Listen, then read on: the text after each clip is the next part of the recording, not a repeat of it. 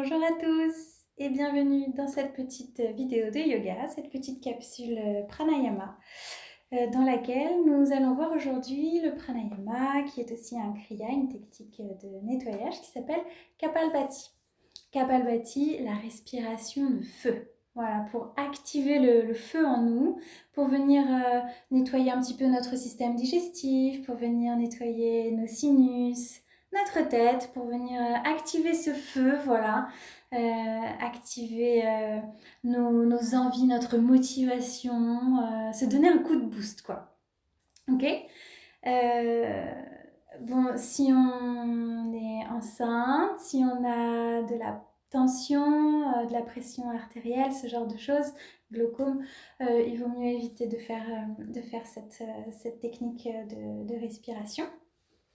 Et peut-être que vous aurez besoin de mouchoirs. Je vous montre là-bas parce que j'ai des mouchoirs là-bas, mais j'espère que j'en aurai pas besoin. Bon, il est possible que vous ayez besoin d'un mouchoir, vous pouvez toujours en prendre un à côté de vous au cas où. Donc cette technique de respiration, Kapalbhati, on peut l'utiliser de plusieurs manières et on peut l'intégrer de plusieurs manières dans notre technique. Je trouve que c'est intéressant d'utiliser ce pranayama le matin. Surtout quand il fait froid, voilà, pour venir se réchauffer, pour venir réveiller notre corps, pour réveiller notre esprit, nos organes. C'est une bonne manière de venir réveiller tout ça.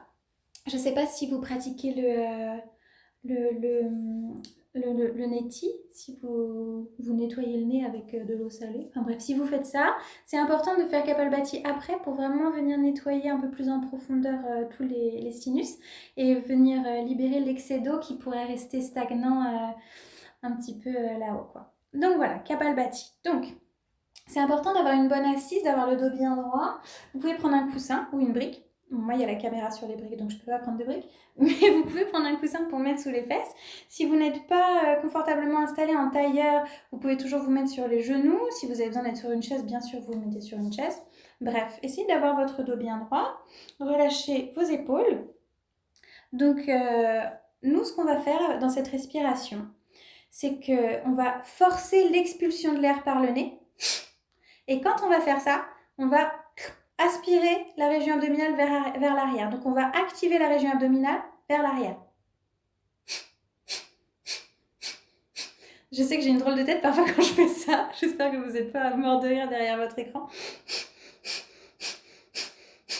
Vous pouvez regarder votre ventre, hein, des fois ça aide. Des fois, le corps, il veut faire l'inverse. Il se dit, mais attends, j'expire, donc je pousse le nombril vers l'avant. Non, non, nous, on veut vraiment activer la région abdominale vers l'arrière sur l'expire. Donc, je force mon expiration par le nez en engageant ma région abdominale vers l'arrière.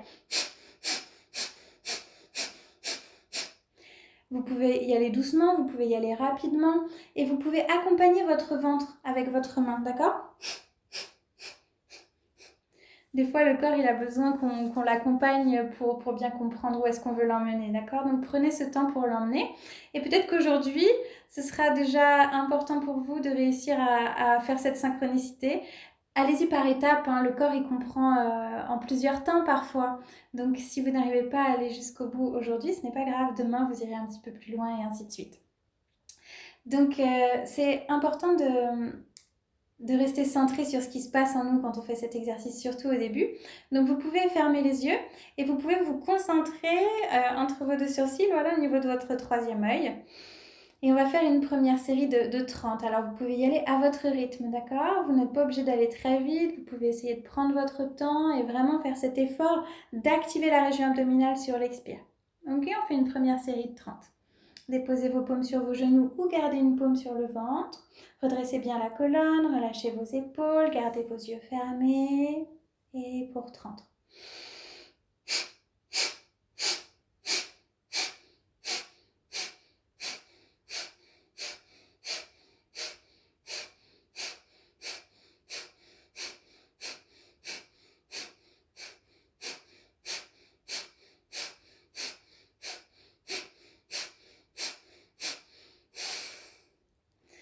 Ok, donc là normalement on doit sentir que vraiment la région abdominale elle est sollicitée, que ça travaille dans nos abdos, dans nos muscles et ça travaille peut-être même dans les organes. On sent que que ça s'active, qu'il se passe des choses. J'espère que je vais pas trop vite, hein, que ça va pour vous au niveau des informations. Donc, en fait, à chaque fois qu'on expire, qu'on force cette expiration par le nez, on prend une micro-inspire juste après. Hein. Je sais pas si vous entendez bien. Donc voilà, pensez à inspirer. J'avais pas mis le point là-dessus tout à l'heure dans mon explication. Bien évidemment, quand on expire, c'est important d'inspirer derrière. Sinon, au bout d'un moment, peut-être que j'ai besoin d'un mouchoir, moi aussi. Ok, donc ça c'était la première variante en fait de Kapalbhati. Et il en existe plusieurs. On peut l'accompagner avec des mouvements. Donc un mouvement qui va être utilisé assez fréquemment dans ce pranayama, dans ce kriya, ça va être de ramener nos deux bras vers le haut.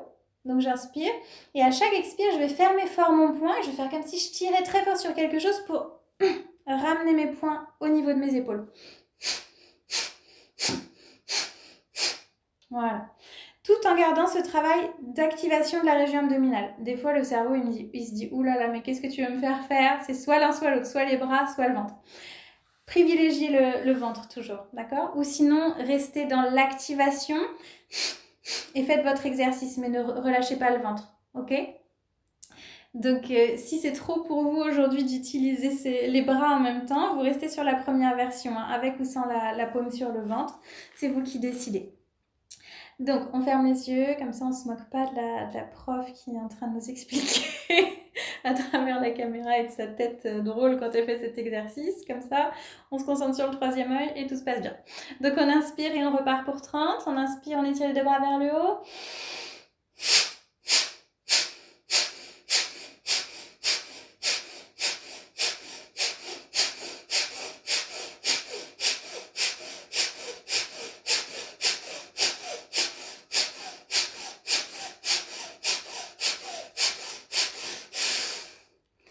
Ok, peut-être que je suis allée un peu vite, hein, donc si vous voulez aller plus doucement, vous allez plus doucement. Après, moi, je vous donne juste les infos et vous pouvez couper la vidéo et faire à votre rythme, bien sûr. Donc voilà, là, ça réveille bien dans les épaules, dans les bras et ça nous donne encore plus chaud.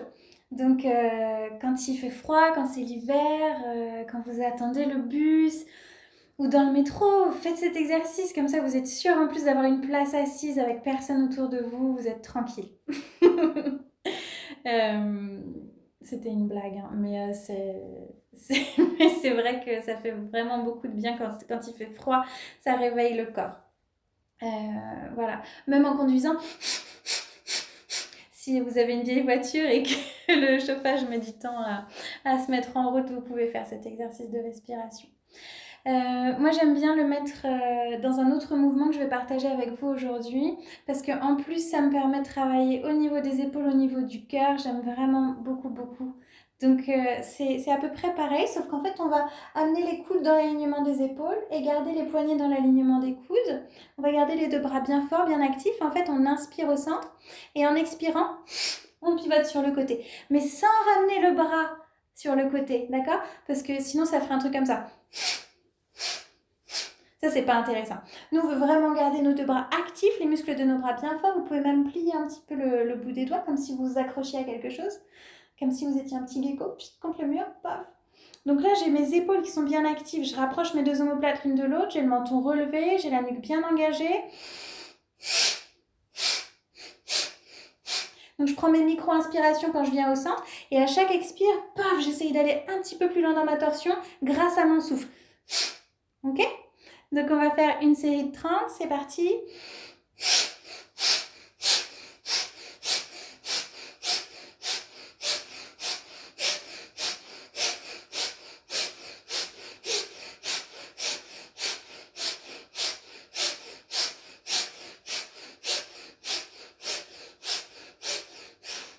Ok, et quand vous vous arrêtez le souffle dans un premier temps.